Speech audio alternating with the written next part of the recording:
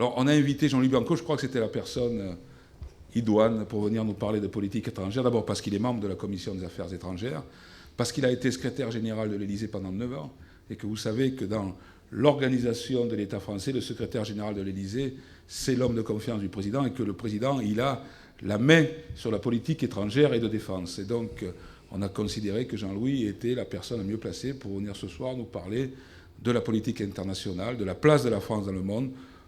Je suis d'autant plus heureux d'être là qu'en effet, Toulon n'est pas situé n'importe où. Toulon a sa base navale et ses forces militaires. Toulon, comme d'autres villes de notre région, a des liens avec la Méditerranée.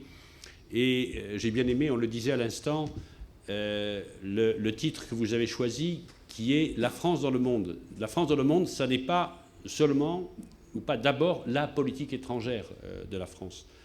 Alors on dit qu'on n'en parle pas dans la campagne, que les gens ne s'y intéressent pas. Pour une part, c'est vrai. Les priorités, et François Hollande l'a dit et redit très bien, c'est le pouvoir d'achat, c'est la précarité, c'est le chômage, c'est les services publics. Un mot d'abord sur notre pays, sur la France. Ce que je voudrais vous dire ce soir, c'est que nous sommes peut-être, nous, Français, et peut-être encore un peu plus, nous, socialistes, hommes et femmes de gauche, peut-être exagérément pessimistes. C'est vrai que les Français vont mal, très mal. C'est vrai que la France ne va pas bien. C'est vrai qu'il faut, c'est le premier axe du programme de François, la redresser dans tous les sens du terme, y compris en redressant un outil productif qui permette aux gens de travailler et qui permette de restaurer une industrie française. Mais en même temps, vous le voyez bien les uns les autres, j'imagine, dans vos vies familiales, dans vos vies professionnelles, quand on voyage dans le monde, on se rend compte, et c'est même assez émouvant, que la France, c'est toujours quelque chose. Nous, on voit ce qui ne va pas, on voit les pages noires de notre histoire. À l'étranger, c'est vrai que les gens le savent, et en particulier sur l'autre rive de la Méditerranée, mais la France, c'est quelque chose qui est à part.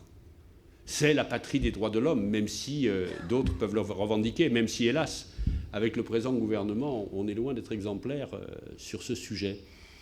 C'est des grands écrivains, Victor Hugo, enfin je ne vais pas... Mais vous voyez, partout, on nous parle de ça. On nous parle de ça et on nous dit on a besoin de la France. On a besoin qu'elle revienne. On a besoin qu'elle parle. La France, ce n'est pas seulement une puissance économique et commerciale qui n'est pas négligeable. On est une puissance à notre échelle, dans un monde qui change, où il y a des masses énormes, qui restent importantes. Mais je crois que le plus grand pouvoir qu'on peut avoir, c'est un pouvoir d'influence, c'est un pouvoir de respect, c'est un pouvoir moral, c'est-à-dire à peu près tout ce qui manque dans la politique de Nicolas Sarkozy. Donc les gens attendent de retrouver cette voie et ça va démarrer très vite, comme vous le savez, si, comme on le souhaite tous, comme on y travaille tous, François Hollande est élu président de la République le 6 mai, puisqu'on a tout de suite des grosses échéances, d'abord européennes, j'y reviendrai dans un instant, mais aussi un sommet du G8 aux États-Unis, suivi d'un sommet de l'OTAN, où on va avoir très vite un certain nombre de sujets à discuter avec nos partenaires de l'OTAN, nos partenaires américains, et puis un sommet très important à Rio de Janeiro, Rio plus 20, où en est-on du développement durable de la planète? Est-ce que nous serons capables, à cette occasion, il y a un espoir de mettre en place une organisation mondiale de l'environnement? Donc, le nouveau président de la République ne va pas déserter le front intérieur, mais va tout de suite confronté à ces dossiers difficiles. Et je peux vous garantir, mais vous le savez bien, que François, sans vendre la peau de l'ours, en donnant l'exemple de ne pas avoir cette espèce de douce euphorie dont il nous parlait à Paris, a réfléchi beaucoup. Moi, je suis très impressionné de voir, quand on a fait des petits trucs de brainstorming autour de lui, on avait envisagé à un moment donné un grand discours de politique étrangère, comme il a fait un grand discours défense. Et puis finalement, la priorité lui est apparue, le reste. Mais c'était impressionnant. Il y avait quelques-uns des camarades qui ont le plus d'expérience, qui sont censés être les plus compétents. Sur chaque question, François avait réfléchi depuis longtemps. Il savait où il allait. Il écoutait nos avis, il les suivait pas. On était d'accord, on n'était pas d'accord. Mais je l'ai trouvé incroyablement préparé, au-delà même de ce que j'imaginais, sur tous les enjeux très concrets dont je vais vous dire un mot. Alors, quel changement y aura-t-il dans notre politique, la politique de la France dans le monde? Je l'ai déjà un peu dit. Il est vrai que tout ne va pas être bouleversé du jour au lendemain. La France a une place géographique, elle a une histoire, elle a des intérêts qui ne changent pas du jour au lendemain. Elle a un fond historique construit avec De Gaulle, avec Mitterrand. Mais je crois que dans ce monde qui change, nous avons une carte à jouer, de ce qu'on appelle le pouvoir d'influence. à travers toutes nos richesses, nos hommes et nos femmes, nos étudiants, les gens qui vont travailler à l'étranger, nos universités, nos centres de recherche, notre système de santé publique, nos services publics, nos collectivités locales. Alors, des changements, il y en aura, au-delà du style et de la personne. Et je commence par l'Europe. François a dit un mot qui... tout le monde l'a bien entendu, tous les citoyens, en particulier à gauche, qui a provoqué des vigoureuses attaques des bien-pensants, des orthodoxes, des technocrates européens. Renégocier le traité. Enfin, comment veut-il renégocier le traité dont l'encre est à peine sèche? Ce ne serait pas la première fois en Europe. Le problème, c'est que ce traité, il a été mal négocié.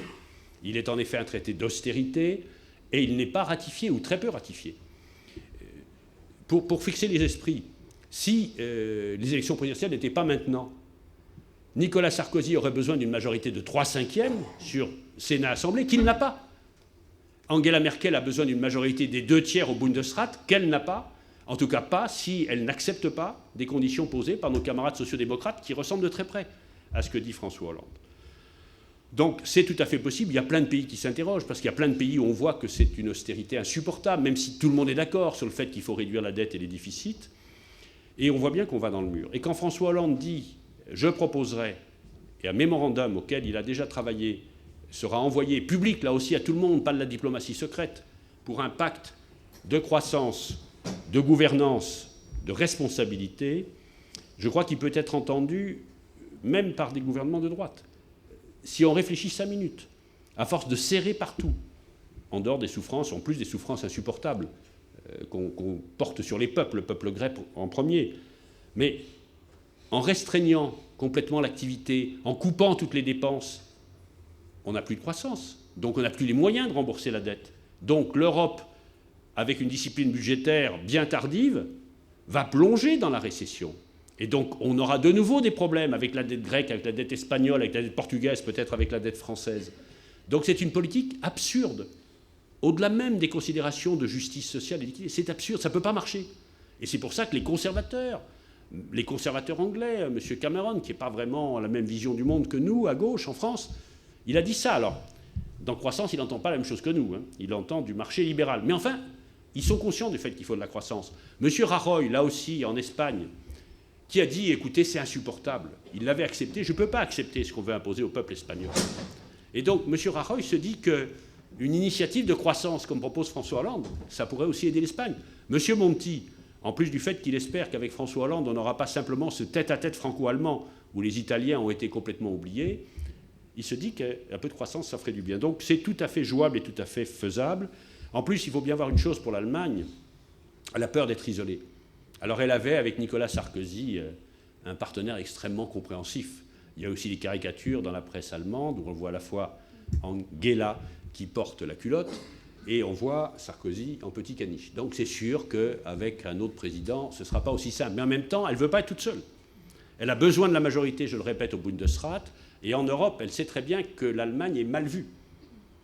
Parce que l'Allemagne, certes, a des très bons résultats économiques, mais un certain nombre de gens en Allemagne n'ont pas compris, nos camarades de gauche l'ont compris, une partie des chrétiens-démocrates l'ont compris, c'est que l'Allemagne ne peut croître que ces autres pays vont bien. On ne peut pas se dire, nous on est vertueux, on a des excédents, vous êtes nuls, notamment le Sud, le Club Med, les déficits. Non, on marche ensemble. Et nos déficits sont leurs excédents. Donc l'Allemagne va être mise en accusation par les peuples. Voilà, donc tout ça pour vous dire que moi je crois qu'il est tout à fait possible, ce ne sera pas facile, de renégocier. Et puis François Hollande a une arme de dissuasion très nette, il a dit c'est simple, si ce n'est pas renégocié, nous on ne ratifie pas. Donc je ne soumettrai pas au vote du Parlement, en attendant que vous vouliez bien discuter. Alors, je ne rentre pas dans les mesures précises qui sont prévues, mais il y a beaucoup de choses, je crois, importantes et intéressantes.